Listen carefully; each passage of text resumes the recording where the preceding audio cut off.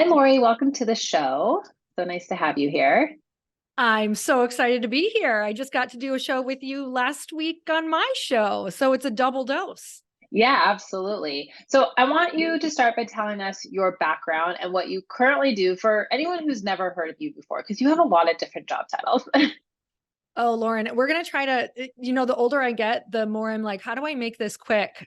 Yeah, like quick and concise. What's your Yes. actual elevator pitch? Oh my God. I think for your show too, it's like important for people to know that I have pivoted a lot and I come from a background where I was actually a high school dropout. So I officially have not graduated, and that held me back for a really long time. So I'm from a really small town in Upper Michigan.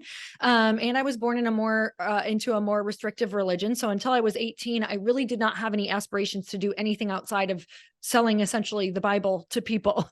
So for me, my career and what I really have talked about for my entire career is really learning how to create supportive places for yourself when you're not supported by your own friends and family, or when you don't have those people in your life in your current reality, where it even looks like you could become the thing that you want to become. So it's like, how do we create these places for us in our life if that's not your current reality? So at about 18, I moved out, and I did all the things that you would do if you were raised in a more restrictive lifestyle.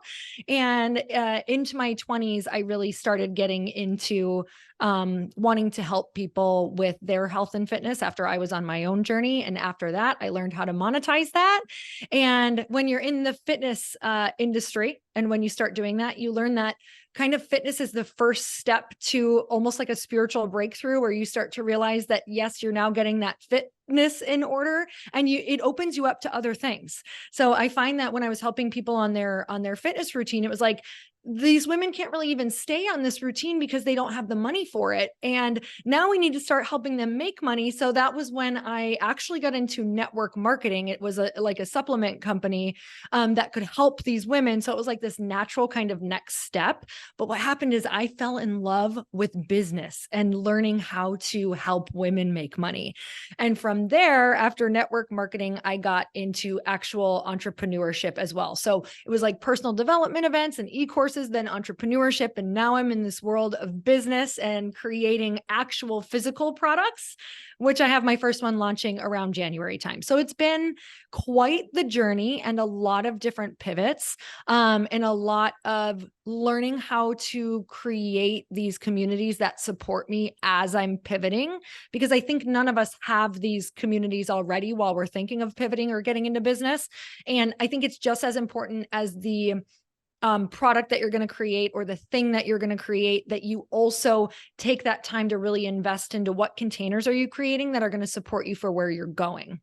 Yeah, absolutely. I completely agree. Especially, I think entrepreneurship can be a very lonely journey at times. Some people are lucky and they have an amazing co-founder or a team that they're already part of, but the loneliness of being a solopreneur, entrepreneur, or even just navigating trying to run a business as a side hustle, any of that kind of stuff is really, really challenging. And so, to your point about building communities, I think is really, really helpful. You also have an amazing podcast called Earn Your Happy, which really covers a lot of different topics. So I would encourage anybody to check it out. Obviously, you mentioned earlier I was on the show, but it's interesting because like I listened to the one where you had an accountant come on or a fractional Mm. CFO, and it's like learning how to run a business and being able to manage your finances and like what are the tips and what like you need to have a full-time person. And so I think there's just a lot of really good advice that you cover, and I can understand why it's maybe challenging to answer the question of like what do you do, because you do a lot of stuff, but I think ultimately it's coming across very clearly. I think what you're helping women do and doing yourself and using yourself kind of as a guinea pig is really inspiring.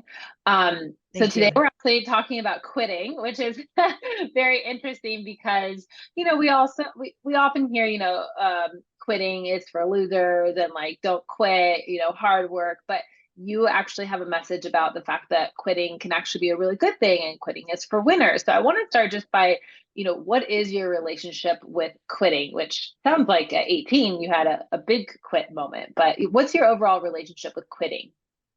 It's interesting because quitting is just the next step of a new beginning. So it's kind of a closing of a chapter that was. And I think that we when people say like, oh, I'm in a really hard point in my life or in this toxic relationship, I actually believe that it was because the thing that you were in or the person that you're with, you just have expired. And it's like when food expires, right? And you keep it beyond, like we all know if we've kept onions for way too long, like past whatever expiration date that they should have written on them, even though they never do. Um, that it starts to actually turn toxic. And I think that when we don't learn how to quit things or quit people, that is when we start to get that point in our life where we feel tired, we're exhausted, we're frustrated, we're starting to resent people, we're feeling really stuck, we're feeling like we're in a really long winter season, we're feeling like this person is so wrong or terrible or whatever stories we're starting to put on them. And I think it's just because we have not quit the thing that was actually meant to be a small chapter and not an entire book in our lives. So the relationship that I have with quitting is not quitting too early, but really going through kind of a series of questions and putting it through a process in order to understand, should we quit on that thing or not? Yeah. I mean, there are plenty of people listening to this who are maybe thinking, should I quit a job? And maybe it's not the job. Maybe it's the bad manager, the bad coworker, or the bad project. I'm curious, you talked about you have a process that you go through with quitting. Can you talk a little bit about that? Because I think that not having a process in place is also what keeps people from quitting bad people, bad places, bad energy, whatever you want to call it. Mhm. Because they have this fear of the unknown. Maybe this isn't that bad. Maybe the next thing will be worse. How do I keep the next thing from, being better? And so I almost think what keeps people from quitting, bad relationships or bad jobs or anything like that is they don't have a process. So can you talk a little bit about that? I think the first thing is to get kind of exactly what you said. You have to get really real about your current situation, because I think our current situation's problems a lot can be us, right? It's that quote, everywhere you go, there you are. And Yeah. so we have to really say, if we're in a job or position, let me use this example. So I had opened a gym and I loved it. And I was doing personal training, and I also did like group workouts on the weekends, and also had it rented out to some other people so they could also train within there. And when I had gotten into network marketing, it started going really well. And I wanted to close my gym because I felt like I was over it, right? We're like, I've done this long enough. I'm so like, I can't be you get into this place where you're like, I can't be a therapist anymore. Like, I just want to be in this other thing, right? We all have this Right. other thing that we're romanticizing. And I'm like, network marketing is making me money, but it wasn't covering enough of our life yet. So I couldn't quit the thing. But at that time, I was kind of making my current situation the enemy. And I wanted to just jump all into network marketing, and I was romanticizing it. And it's going to be so great and whatever this looks like. So my husband was like, okay, you're not doing it yet. And number one, I was real pissed off because I was like, don't tell me what to do. I want to do this other thing. He's like, Lori, let's sit down and actually like map this out and really look at things. So we looked at what were the things that I didn't necessarily love about training right now. And could I get really, really grateful though for what it was serving me for the next chapter? And so it was like, oh, I don't love that, I feel this way when I'm training this client or these people. I don't love that they have this thing. And it was like, okay, well, that's not an issue that's going to go away. That's a boundary issue with me. So it was kind of really going, I'm just going to take this feeling into the next thing and have the Right. same problems.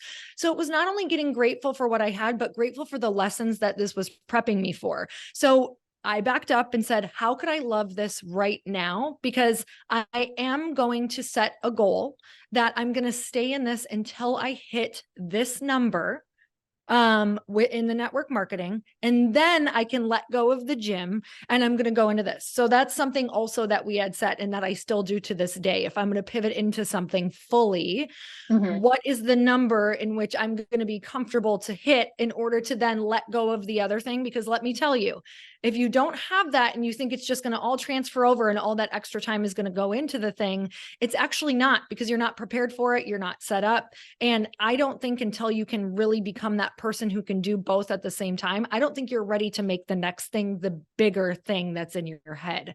So going back though into some of the questions that we were asking, it was like, how do we make sure we don't carry our old bad habits and old resentments into this new thing? So I think writing down and getting really real about what you don't like about that current position and learning how to make it good within the current position is the only way to start making yourself prepared for the next thing. And you can then decide if you can kind of like quit and leave that thing. Are you the person who could be equipped for the next thing as well?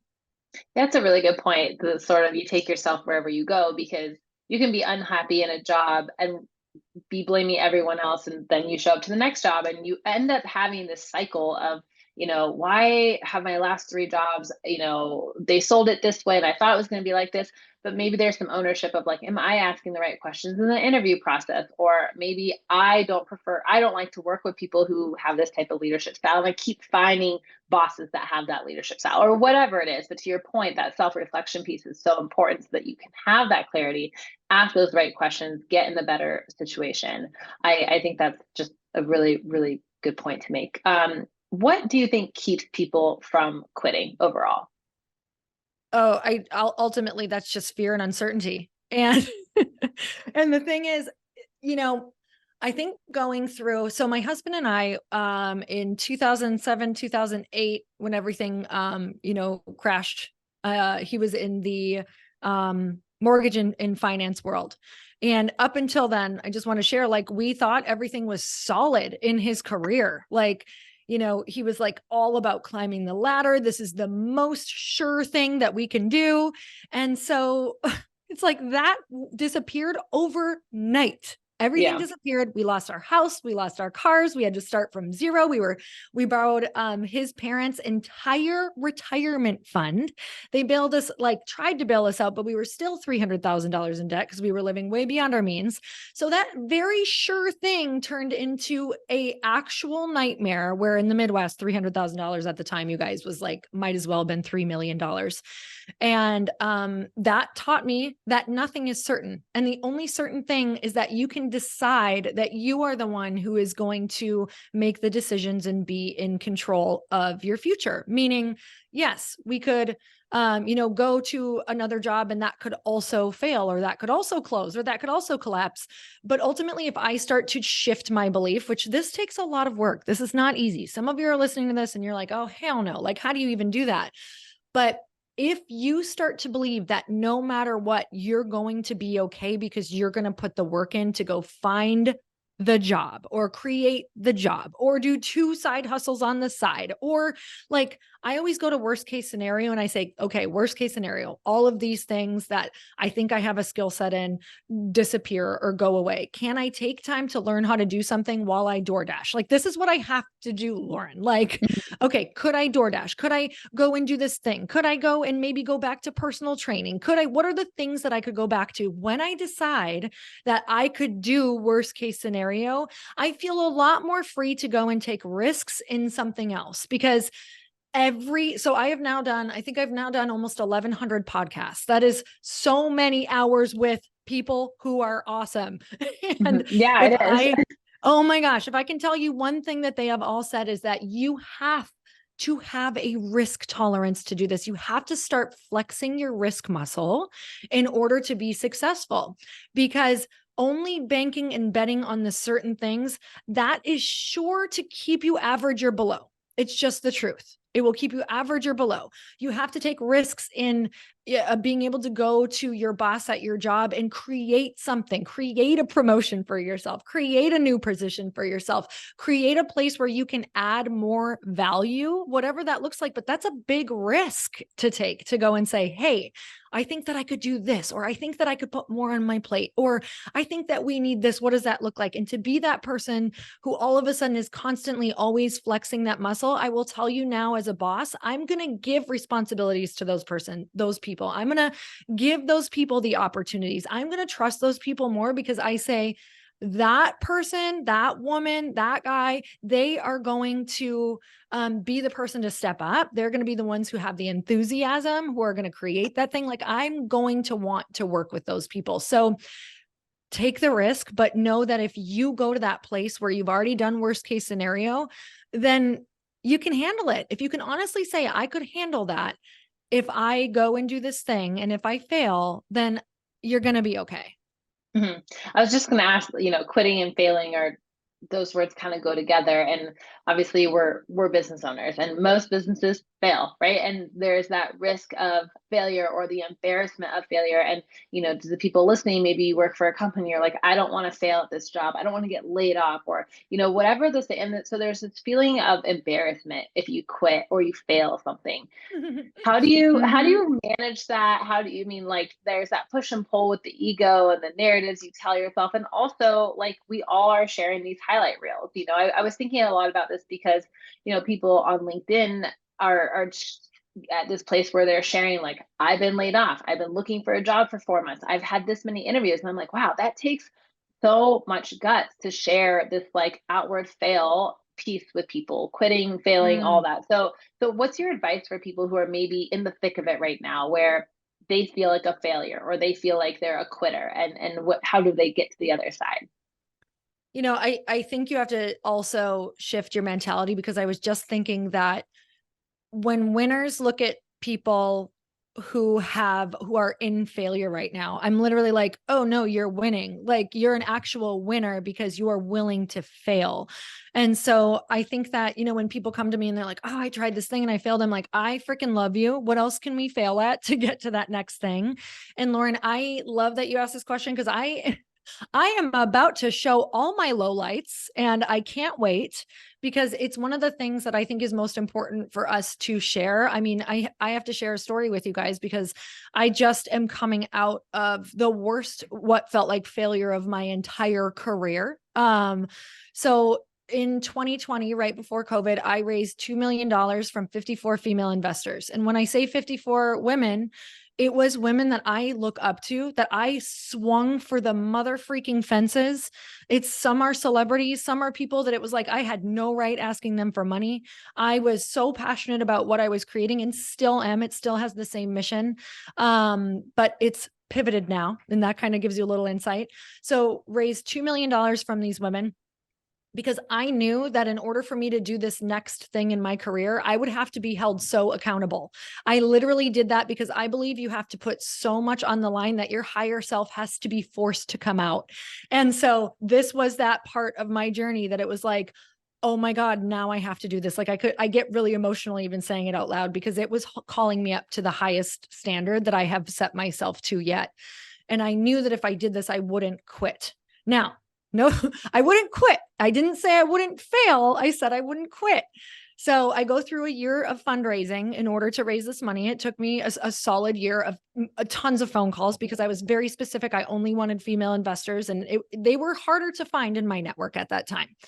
And so the year goes by. I'm working on getting this company out. COVID is happening. It is like my actual nightmare because it's a physical product. I started it as a non-alcoholic wine spritz and an alcoholic wine spritz. So they were both like two beverages for women to connect over. So it was about connecting and collaborating. I had 3 questions on the back of the can that were really deep questions that I promised you that after you ask these 3 questions to a stranger or to whoever you're consuming this cocktail with, that you would get answers in your life that you needed.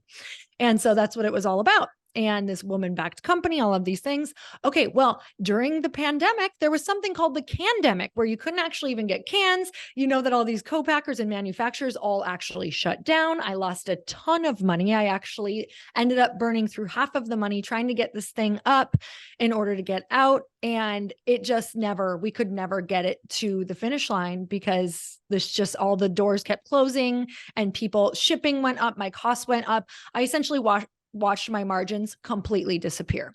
So I'm in a place of going, I failed. What was I thinking? Why did I do a thing I know nothing about? Like, I felt like such an idiot. Like, I have to let all of these women down and let them know, like, hey, I don't think we can do this anymore. So I was up hours for like 6 months straight. I was drinking more wine. I literally was gaining weight. I had anxiety through the roof. I started having panic attacks. I just kept trying to push this thing up a hill. And I was like, no, this can't be it. This can't be the end of this, So essentially what ended up happening is my higher self, thank God, I don't even know, like just came in and said, you need to go get some freaking help, go get some really smart business people to get eyes on this, have them look at your numbers. So I got these people together and I was like, this is the reality of where I'm at right now. What do I do? These are people who have created companies. They're like, you just pivot. Like, this is not a big deal. This happens all the time. And I'm sitting here making it such a big deal. And this is what we do. If you're listening right now, you're making something a really big deal that if you would go and talk to people who are in it with you, they would make it seem so insignificant and go, this is a part of your journey. This is not a big deal. Let's get it together. I'm going to hold you for a second and then I'm going to kick you in the ass and we're going to go. And so this is essentially what happened. I had some really smart people say, this is not a big deal. Here's your numbers. You would be a dumbass to stay in this. Like, this was the language they're using. Like, don't stay in this. This is not smart anymore. You have other ideas. Let's look at it. Like, let's look at the options. Let's look at the opportunities. In one day, I made the decision to call it.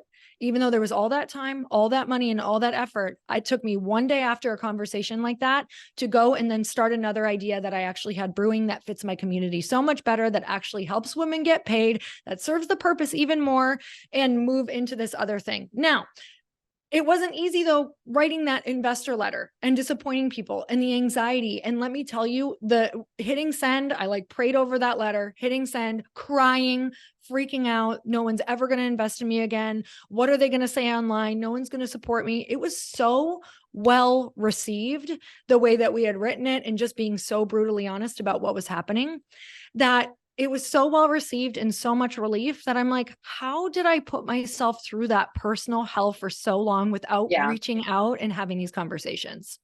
Well, it's a really good lesson of you got to step out of it, because and reframe it. And the quitting is pivoting. The failure is a pivot. And there's such a thing as the sunk cost fallacy. And it's like, that's Yes. gone, you know? And it's like, you have to move on instead of, as you said, like putting yourself through hell and torturing yourself over that. And I think that's true with people in their careers too. You know, if you're listening to this and you're like, I've picked a couple bad jobs. That's a sunk cost. You know, you've done those things, but let's start shifting that mindset to pivoting. I think that is a really just insightful advice. And also it's a reframe that a lot of people need. I mean, this is, you know, we're near the end of 2023. I think it has been a weird, tough year for a lot of people. There was research that came out the other day that they're dubbing this the great gloom, because people are more unhappy than ever before. And it's like, maybe what we all need is to quit and not put ourselves through the hell, and let's Mm-hmm. pivot. You know, 2024 is that fresh start, and we get to pivot into that.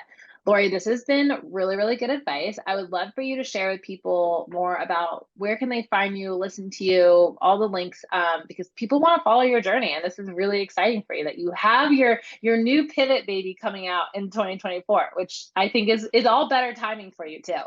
Oh God, that is right on about 2023. Thank you so much for having me on. This was so much fun. I love that you are such a beautiful just asset and spot for people to go to learn about this. This is the good stuff. Everything is pretty much that I chat about is at Earn Your Happy. And then also on Instagram, I'm a pretty open book with advice and everything that I am pivoting into. And that's just at Lori Harder. Amazing. Thank you, Lori. Thank you so much for having me.